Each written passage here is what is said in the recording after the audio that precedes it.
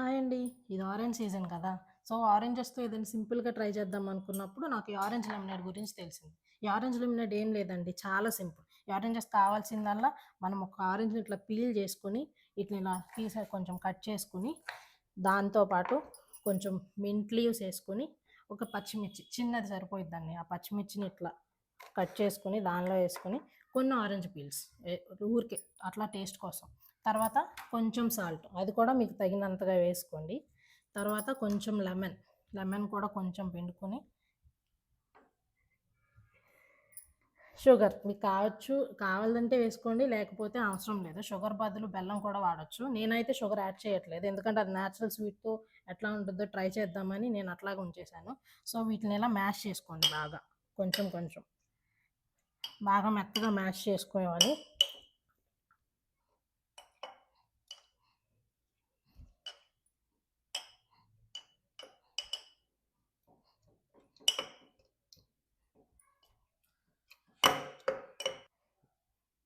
ఇలా మ్యాష్ చేసుకున్నాక కొంచెం వాటర్ కలుపుకోండి.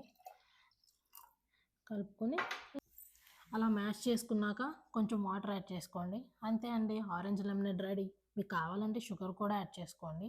మీరు కూడా దీన్ని ట్రై చేసి ఎలా ఉందో కామెంట్ సెక్షన్లో చెప్పండి. బాయ్.